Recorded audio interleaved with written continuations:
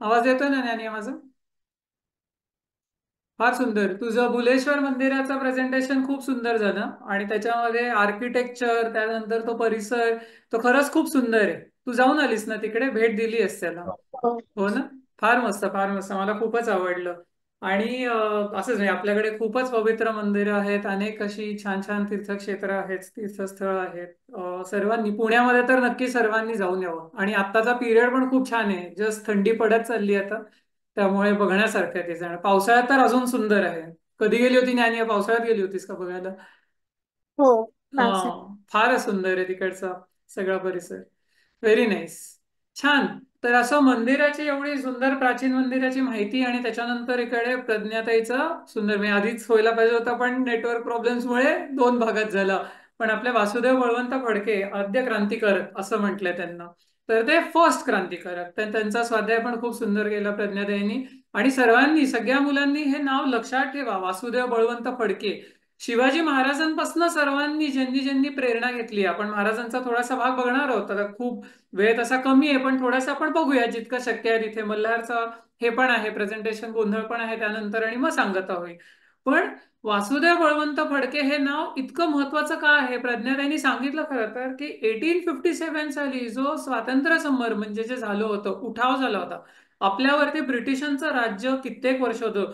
Between 150 to 200 years, इतकी वर्ष ब्रिटिशांनी वेगवेगळ्या प्रकारे अत्याचार भारतीय लोकांवरती आणि भारतावरती राज्य त्यांनी केलं. तर 1857 साली अख्ख्या भारतामध्ये एक मोठा उठाव झाला आणि तो मोडून काढला. आपल्याला पहिल्यांदा आपल्या सगळ्या लोकांना विजय प्राप्त होत गेला, पण नंतर सगळा पराजय प्राप्त झाला. कारण ब्रिटिशांनी वेगवेगळ्या ठिकाणून रिएन्फोर्समेंट मागून, स्पेशल वेपन्स मागून, ह्या सगळ्या ज्या आर्म्ड रिबेलियन असं जे होतं, आपले ऑफिसर्स, सोल्जर्स, यांना तुम्ही, आपण इमॅजिन नाही करू शकत काय काय फेस करायला लागलं. आणि त्याच्यामध्ये हा सगळा उठाव त्यांनी दाबून टाकला. आणि नंतर मग इतका मोठा सेटबॅक, एवढा शॉक बसल्यानंतर भारताला स्वातंत्र्य कसं मिळवून देणार? असं थोडंच अहिंसा अहिंसा करत स्वातंत्र्य मिळू शकतो? होऊच शकत नाही. त्याच्या हातात शस्त्र आहेत, ब्रिटिशांच्या हातात सत्ता आहे, ताकद आहे. असं सगळं असताना कोणीतरी अहिंसेच्या मार्गाने, अरे बाबा प्लीज दे, प्लीज दे, प्लीज दे करत हे असं सोडून जाणार आहेत का? ज्या भारतामधनं त्यांना सोनं नाणं, पैसा, लेबर, रॉ मटेरियल, सगळ्या गोष्टी मिळत आहेत. तर असं सगळं असताना जे उभे राहिले प्रथम मोठ्या काळानंतर, ते वासुदेव बळवंत फडके, आणि त्यांचा बर्थडे 4 नोव्हेंबरला असतो. म्हणून आज विशेष प्रज्ञाताईंनी हा स्वाध्याय घेतला. तर लवी, सगळ्यांनी लक्षात ठेवा. आणि जेव्हा जेव्हा तुमच्या मित्रमैत्रिणींना सांगता येईल तेव्हा नक्की सांगत जा. त्यांचं शौर्य सांगा, त्यांची ताकद कशी होती, त्यांनी देशासाठी किती मोठं बलिदान दिलंय, हे लक्षात ठेवा. आणि त्याच्या पुढे जसं प्रज्ञाने सांगितलं, चापेकर बंधू, आणि चापेकरांपासून पुढे प्रेरणा घेऊन सावरकर, असे सर्वजण होते. लोकमान्य टिळक तर होतेच होते. तर ह्या सगळ्यांचं जे म्हणजे आद्य दैवत, आराध्य दैवत असं आपण म्हणूयात, ते क्रांतीचं दैवत म्हणजे कोण? तर आपले शिवाजी महाराज. तर आपल्याकडे वेळ थोडा आहे, थोडासा दक्षिण दिग्विजय हा भाग आपल्याला बघायचा प्रयत्न करूयात आज आपण. शिवाजी महाराजांचं चरित्र अगदी उत्तरार्धात आलंय, शेवटचा पाठ चालू आहे.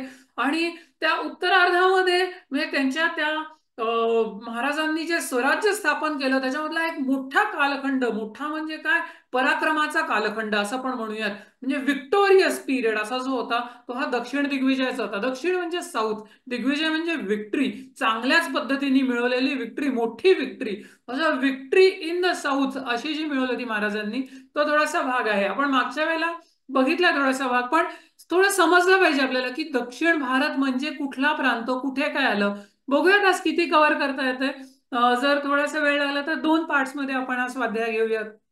तर तुम्हाला जर स्लाइड तुम्ही बघितली आणि तुम्हाला मॅप जर दिसत असेल, तर त्याच्यामध्ये तुम्हाला असं दिसेल की इथे मी हायलाइट केलेला सेक्शन जो आहे, तो दक्षिण भारताचा भाग आहे. म्हणजे त्याच्यामध्ये त्या काळाला धरून आणि आता सुद्धा म्हणजे कर्नाटकचा भाग येतो. आता तेलंगणा नवीन जे एस्टॅब्लिश झाले काही वर्षांपूर्वीचा स्टेट आहे, आंध्र प्रदेश हा भाग आहे, ओडिशाचा सुद्धा काही भाग येतो, तामिळनाडू आणि केरळ किंवा केरला आपण जसं म्हणतो तसं. तर हा सगळा भाग येतो. महाराष्ट्राचा जर तुम्ही भाग बघितला तर तिथे खरं तर म्हणजे आता इथे अजून थोडंसं मी बायफर्केशन केलंय बरं का, थोडं समजून घेण्यासारखं आहे. आपल्याला कळलं पाहिजे की हा सगळा इतिहास आपल्याला कसा लागू होतो, आपल्या देशासाठी काय काय कार्य केलेलं आहे महाराजांनी. आणि खरं तर अनफॉर्च्युनेटली शाळेमध्ये हे सांगितलंच जात नाही किंवा हे कळतच नाही. त्यामुळे थोडासा आपण हा अभ्यास या स्वरूपात पण करायचा प्रयत्न करत असतो. तर महाराष्ट्रामध्ये स्वराज्य महाराजांनी बराचसा जो महाराष्ट्राचा भाग आहे स्वराज्याखाली आणला होता. अनेक ठिकाणून युद्ध चालली होती, इंग्रज होते, पोर्तुगीज होते, त्याच्यानंतर सगळ्या शाया होत्या, मुघल होते, सगळ्यांविरुद्ध महाराज तो तुटक्या जसं जितकं सैन्य काय होतं त्या बळासहित पूर्णपणे गनिमी कावा मगाशी आपण एक शब्द ऐकला की नाही, त्या सहित लढत होते. तर आता हा जो सगळा दक्षिणेचा भाग आहे की नाही, तुम्ही इथे थोडंसं बघा बरं का, तर स्वराज्य असं लिहिलेलं दिसेल तुम्हाला राईट साईडच्या मॅपमध्ये, तुम्ही स्क्रीनकडे बघितलं तर, आणि एक ॲरो दिसेल, तर तो आपल्या सगळ्या मराठ्यांनी म्हणजे महाराजांनी निर्माण केलेलं स्वराज्य साधारण त्या भागामध्ये होतं. त्यानंतर तुम्हाला कुतुबशाही दिसेल, इथे कुतुबशाह लिहिले बघा. आणि तो ब्ल्यू कलरचा जो भाग आहे तो सगळा जो तेलंगणा, त्याच्यानं आंध्र प्रदेशचा काही भाग, ओडिसाचा काही भाग, हा सगळा कुतुबशाही खाली होता. ती कुतुबशाही सर्व मोडून काढले महाराजांनी. त्यानंतर खाली तुम्हाला रेड कलर जर बघितलं ना तुम्ही, तर कर्नाटकाचा, बहुतेक कर्नाटकाचा सर्व प्रांत हा जो होता तो आदिलशाही खाली होता. आणि तेवढाच नाही तर केरळ आणि तमिळनाडूचा पण प्रांत जो होता तो सुद्धा आदिलशाही खाली होता. गंमत म्हणजे तिथे एकोजी राजे असं मी नाव लिहिलंय. आपल्याला आज एकोजी राजांची कथा किंवा तो प्रसंग आपल्याला वेळ नसेल एवढा, पण महाराजांचे हे भाऊ होते बरं का, आणि हे धाकटे भाऊ होते. आणि महाराजांचे धाकटे भाऊ आदिलशहाची जहागिरी करत होते. आपण इमॅजिन करू शकतो काय होत असेल. आणि तिकडे तमिळनाडूमध्ये तंजावर असं वेगवेगळ्या नावांनी ओळखलं जातं, त्या ठिकाणी त्यांनी स्वतःचं राज्य जहागिरी स्थापन केली होती. त्यामुळे इथे एकोजी राजे, पण हे सगळं आदिलशाही खाली होतं. आणि असा सगळा जो भाग होता हा आता महाराजांना स्वराज्यात आणायचा होता. म्हणजे केवढा मोठा माणूस होतं. आणि स्वराज्यामध्ये का आणायचं आहे की हे जे सगळे परकीय आक्रमण आपल्या देशावरती झालेली आहेत, परकीय सत्ता आहे, आपला धर्म भ्रष्ट करत चाललेली आहेत, आपल्या अनेक अनेक लोकांना डिवचत वे अनन्वित अत्याचार आणि हाल आपल्या लोकांचे झालेले आहेत. महाराज जर नसते तर आज सगळीकडे टोपी आणि दाढी एवढंच दिसलं असतं, मशिदी सर्वत्र उभ्या राहिल्या असत्या. जर इस्लामिक आर्किटेक्चरचा थोडासा भुलेश्वर मंदिराला धरून भाग सांगितला की ज्ञानी यांनी, तर ते सगळं इस्लामीकरणच झालं असतं. हे लक्षात घेतलं पाहिजे. आणि वेड्यासारख्या गोष्टी देशामध्ये घडत असतात, त्या काळात पण घडत होत्या. आणि त्यांच्या विरोधात जे उभे राहिले होते ते आपले राजे. आता प्रथम सुरुवात कुठनं केली तर महाराजांनी साधारण 25,000चं सैन्य बरोबर घेतलं होतं. आणि त्या राजगडावरून ते सगळं सैन्य घेऊन निघाले. आणि पहिली मोहीम जी झाली होती ती सुरुवात कर्नाटकाच्या मोहिमेपासून झाली. आणि ते कोप्पळ नावाचं ठाणे आहे. मी थोडंसं मॅप्स दिलेत. मॅप्स द्यायचं कारणच इतकं आहे की ही नावं तशी आपल्याला परिचयाची नाहीयेत. मग भारतामध्ये झालंच कुठे, कोणाला तरी विचारलं, कोणीतरी सांगितलं, काहीतरीच सांगितलं, असं फार घडतंय सध्या किंवा घडत असतंय, घडत आलेलं आहे. आपल्याला क्लिअर पाहिजे की नक्की म्हणजे कुठे काय चाललं होतं. तर हे कोप्पळ नावाचं एक ठाणे आहे, तुम्हाला इथे दिसेल बघा कर्नाटकामध्ये. तर महाराजांनी कर्नाटकामध्ये म्हणजे भेटायला जायचं होतं कुतुबशहाला, स्वारी चालली होती कर्नाटकामधनं. आणि त्याच्यामधनं जाता जाता तिकडे त्यांच्याकडे काही लोक आली, आपलीच हिंदू लोक आली आणि म्हणाले की आमच्यावरती खूप अत्याचार चाललेले आहेत. तर त्या ठिकाणी हुसेन खान मियाना आणि अब्दुल रहीम खान असे दोन पठाण होते, आदिलशहाचे पठाण होते, आणि आनंदवित हाल करत होते. आणि त्यांच्यापासून आमची सुटका करा, हे मागच्या स्वाध्यायात आपण बघितलं. पण त्यांच्यापासून सुटका करा म्हणल्यानंतर महाराजांनी हंबीरराव मोहितांना ती मोहीम दिली. आणि हंबीरराव मोहितांनी पूर्णपणे नेस्तनाबूत केली या पठाणांची सर्व फौज. ते पठाण अतिशय गुरमीत आले होते, पण मराठ्यांनी तोडक्याच फौजेसहित हंबीररावांच्या नेतृत्वाखाली, आणि त्यांच्यावर धनाजी जाधव म्हणून होते, त्यांच्या शौर्याबरोबर इतका विलक्षण पराक्रम गाजवला, त्या पठाणांची पूर्ण कत्तल केली. आणि या सर्व लोकांची त्यांच्या या जुलमातनं सुटका केली. मोठं एक यश पठाणांविरोधात. महाराजांना त्या कुतुबशहाला भेटायला जात असताना आंध्र प्रदेशच्या प्रांतामध्ये ते चाललेले असताना, म्हणजे तेलंगणा आणि पुढे आंध्र प्रदेशच्या प्रांतात चाललेले असताना कर्नाटकामध्ये ही एक मोहीम घ्यायला लागली. या मोहिमेमध्ये नेमकी नागोजी जेधे खर्ची पडले. म्हणजे काय, देवबाप्पाकडे गेले, देवाज्ञा त्यांना झाली. त्यांच्या कपाळामध्ये त्या मिया खान पठाणाचा बाण घुसला. त्यांनी त्या नागोजी जेजांची कथा आपण बघितली आहे, हे नाव थोडंसं लक्षात ठेवा, यांचं स्मरण घडू द्या. या नागोजी जेजांचा पराक्रम इतका विलक्षण होता की घोड्यासकट ते तो मिया खान पठाणाचा हत्ती पिसाळला होता. पिसाळला म्हणजे तो धुडगूस माजवत होता आणि त्याला काही करून काबू करायचं होतं. यांनी यांचा घोडा सरळ त्या हत्तीवरती घातला आणि तलवारीच्या एका घावात ती हत्तीची सोंड कापली. आणि त्या सोंड कापल्यामुळे, कारण नाहीतर हा सगळ्या त्या आपल्या मराठी फौजेमध्ये हत्ती उधळून अनेक आपले मावळे खर्ची पडत होते, म्हणजे त्यांच्या तुडवले जात होते, त्यांना लागत होतं, मरत होते. आणि त्या हत्तीला काही करून थांबवणं गरजेचं. आणि तेव्हा यांनी त्या हत्तीला थांबवलं. हा लहान तरुण पोरगा अतिशय. आणि तेव्हा त्या पठाणाला तो दिसला आणि त्यांनी वरनं हत्तीवरून नेम धरून बाण सोडला आणि तो बाण नागोजींच्या मस्तकात आरपार घुसला आणि बाण काढला. नागोजी पडले, बाण काढला, पण ते गतप्राण झाले. म्हणजे बाजी जेधे, सरजी जेधे, कान्होजी जेधे, अरे सर्व जेधे कुटुंब ज्यांनी आपल्या कुटुंबावरती पाणी सोडलं होतं, असे जे सगळं जेधे कुटुंबाचेच हे नागोजी जेधे होते. यांची लहान अतिशय तरुण पत्नी होती, नुकतंच लग्न झालं होतं, ती सती गेली. त्यांच्या बरोबर त्यांच्या देहाला अग्नी देत असताना त्या अग्नीमध्ये तिने पण आपल्या देहाचा अंत केला. हे विलक्षण ताकद या लोकांमध्ये. आपण थोडंसं स्मरण करावं, समजून घ्यावं. आणि त्यानंतर महाराज पुढे, म्हणजे इथे हा दुर्दैवाने नागोजींचा प्राण गेला, पण विजय महाराजांचा झाला.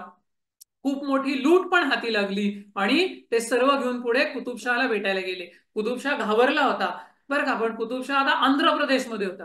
तो घाबरला होता की शिवाजी राजे येणार, सगळं त्यांचं काय काय काय काय ऐकलं होतं. पण कसं बसं त्याला पंतांनी मनवलं, विश्वास दिला आणि त्यांची भेट झाली. आणि महाराजांनी त्याला मैत्रीचा हात पुढे केला आणि सांगितलं की तू काही रोख रक्कम आम्हाला देत जा आणि तुझं काही सैन्य आणि एक सेनापती आम्हाला दे पुढच्या मोहिमेसाठी दक्षिण दिग्विजयाच्या. आणि त्यानंतर आता आम्हाला तुझ्यापासनं, तुला आमच्यापासनं काही भय नाही आणि तू तुझं राज्य तिथे कर, पण मराठ्यांसाठी कर, म्हणजे स्वराज्यामध्ये येऊन कर, हा सांगितलं. कुतुबशाह तयार झाला आणि तिकडचा बराचसा ओडिशा आणि आंध्र प्रदेशचा भाग हा अशा पद्धतीने महाराजांबरोबर सामील झाला, स्वराज्यामध्ये सामील झाला. आता गंमत बघा, इथनं पुढे महाराज कुठे गेले? आता महाराज इथनं पुढे कुठे गेले तर आंध्र प्रदेशमध्ये श्री शैलम नावाचं स्थान आहे. हा राजा आहे बरं का, हे छत्रपती झालेले आहेत, हे विलक्षण शौर्य गाजवत आहेत, यांच्या अंगाला हात लावायची कोणाची टाप नाहीये. एकापेक्षा एक बलाढ्य आसुरी ताकद असलेले हे सर्व मुघल, हे शहा आणि कोण कोण कोण कोण पोर्तुगीज सर्व चालून यायचा प्रयत्न करतात. प्रत्येकाला हुशारीनी, शक्तीनी, बुद्धीनी, युक्तीनी कापून काढलेला आहे. अशा या व्यक्तीला देवाची, ईश्वराची इतकी विलक्षण ओढ होती की प्रथम ते श्रीशैलमला ज्योतिर्लिंग आहे, 12 ज्योतिर्लिंगांपैकी तुम्हाला इथे दिसेल बघा खाली मल्लिकार्जुन असं म्हटलं जातं. तिथे त्या ज्योतिर्लिंगाला ते भेट द्यायला गेले, म्हणजे दर्शन घ्यायला गेले. आणि तिथे हे कोणी स्थापन केलं तिथे तर राजा कृष्णदेवराया म्हणून आहे. तर त्या राजा कृष्णदेवरायांनी ते मंदिर तिथलं बांधलं होतं. आता मंदिर आणि आजूबाजूचा परिसर, तिथनं वाहणारी नीलगंगा, तिथनं पाताळातनं म्हणजे जमिनीतनं येणारी पाताळगंगा, आता कृष्णा नदीच्याच वेगवेगळ्या भागाला म्हटलं जातं. कृष्णेचा गोदावरीचा संगम तिथनं काही अंतरावरती आहे.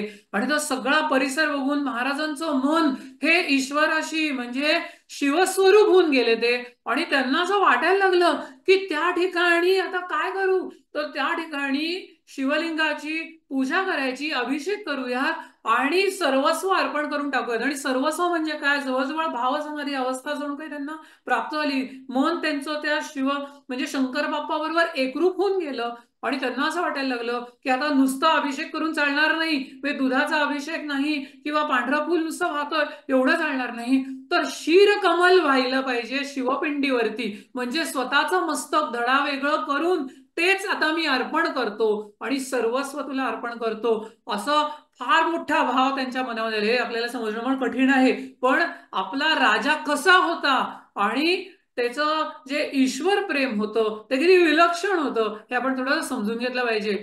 धर्मकार्य तर अफाट केलं महाराजांनी.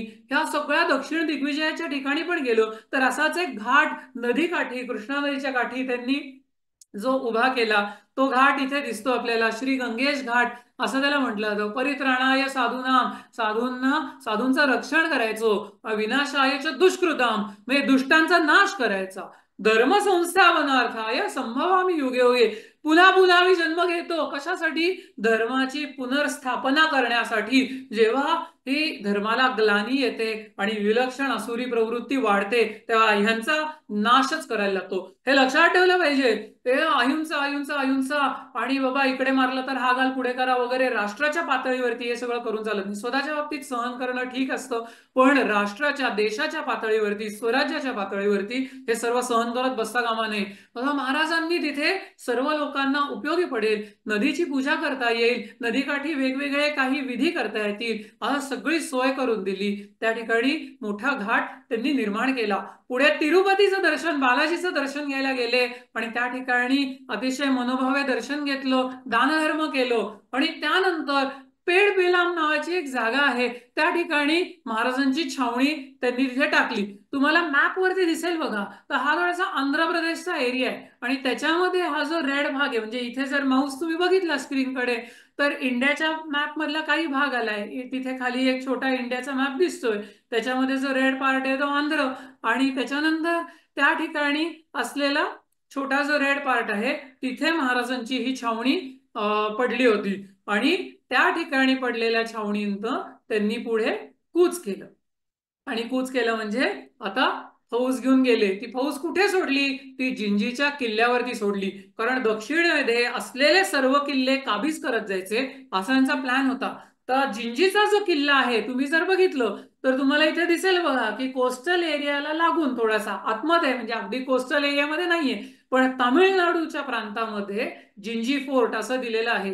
तर त्या जिंजीच्या किल्ल्यावरती तेव्हा एक नसीर मोहम्मद नावाचा किल्लेदार होता. आता हा सगळा प्रांत आदिलशाहीच्या अंमलाखाली म्हणजे त्यांच्या ऍडमिनिस्ट्रेशन खाली होता, त्यांच्या कंट्रोलमध्ये होता आणि तो सगळा स्वराज्यात आणायचा होता. आणि जशी ही फौज इथे गेली तो नसीर मोहम्मद घाबरला, त्यांनी सरळ तह करून टाकला आणि तो तिथनं निघून गेला आणि किल्ला महाराजांना दिला. तो घाबरूनच गेला आणि तिकडे जो किल्लेदार आता जो झाला तुम्ही जर बघितलं तर रायाजी नलगे नावाचा महाराजांनी किल्लेदार त्या ठिकाणी ठेवला आणि त्याच्याबरोबर विठ्ठल पिलदेव अत्रे नावाचे सुभेदार त्या सुभ्यासाठी, सुभा म्हणजे काय, तो एरिया, त्या एरियाला ऍडमिनिस्टर करण्यासाठी तिथे जे काय म्हणायचं आपल्याला त्यातले हेड जे अपॉइंट गेले ते म्हणजे विठ्ठल पिलदेव अत्रे. आणि बघा महाराजांचं सगळं शासन कसं होतं की प्रत्येक ठिकाणी किल्लेदार येईल, त्या त्या सुभ्याला सुभेदार येईल, तिथे सैन्य असेल, घोडदळ असेल, पायदळ असेल, तिथल्या किल्ल्याची डागडुजी केली जाईल आणि लष्करी शिस्त, मिलिटरी डिसिप्लिन त्या ठिकाणी एस्टॅब्लिश केला जाईल.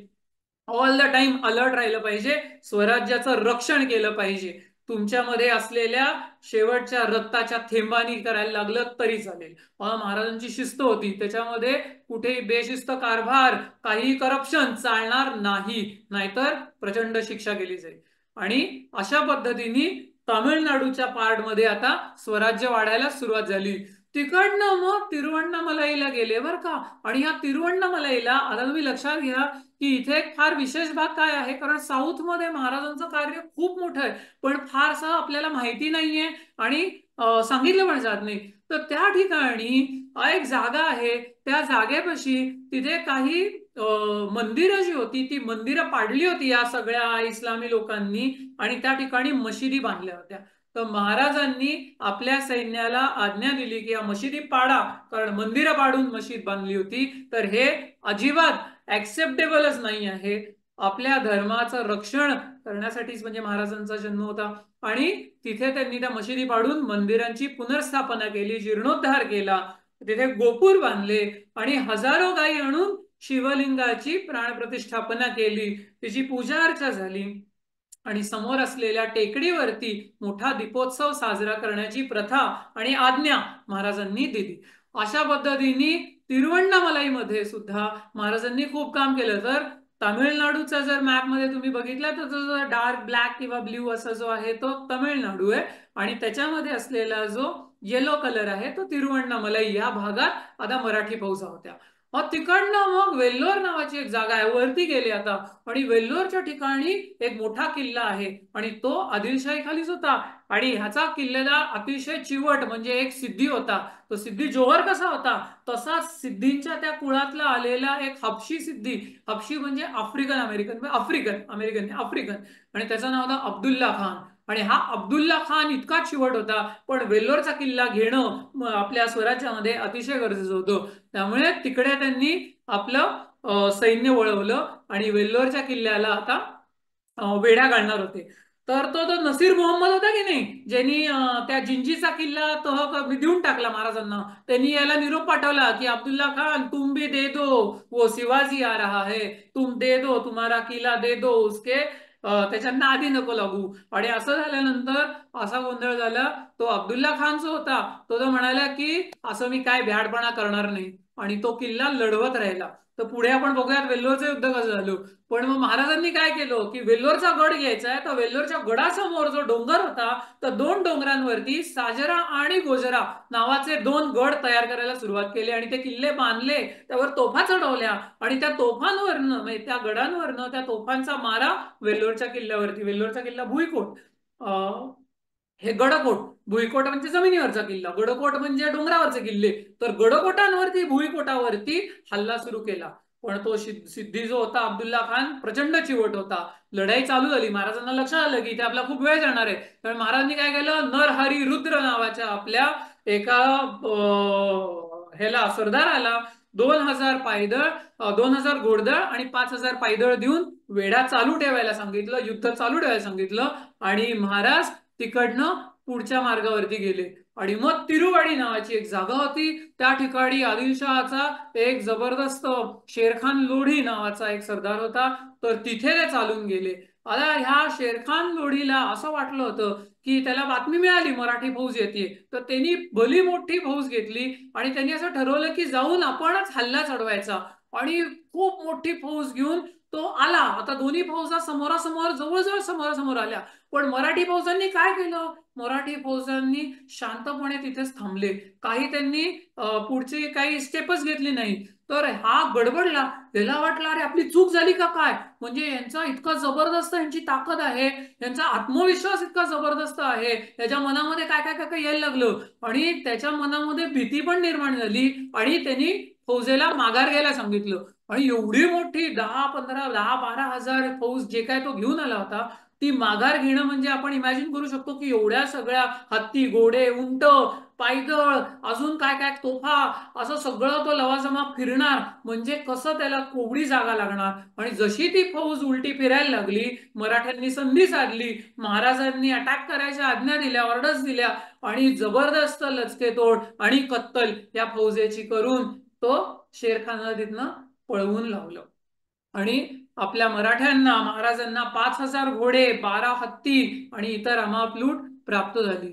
आता हे सगळं करून शेवटचाच भाग आहे, थोडासा लास्ट स्लाइड आहे माझ्यामध्ये, जो एवढा सगळा दक्षिण दिग्विजय, आता महाराजांनी एवढा पराक्रम गाजवला, मराठ्यांनी पराक्रम गाजवला, नागोजी जेदेन सारखी रत्न होती, धनाजी आणि संताजी असे त्यांच्या गोष्टी आपण ऐकूयात, ते येऊन महाराजांना मिळाले, पुढे मिळाले म्हणजे धनाजी. आता झालं असं की 2 गोष्टी आता राहिल्या होत्या साऊथ मध्ये, म्हणजे दक्षिण दिग्विजय पूर्ण करण्यासाठी. पहिली गोष्ट जी होती ती वेल्लोरचा गड, अजून तो भुईकोट मिळत नव्हता, वेढा चालू होता, झुंज चालू होती, युद्ध चालू होतं, तर काही करून तो प्राप्त करायचा होता.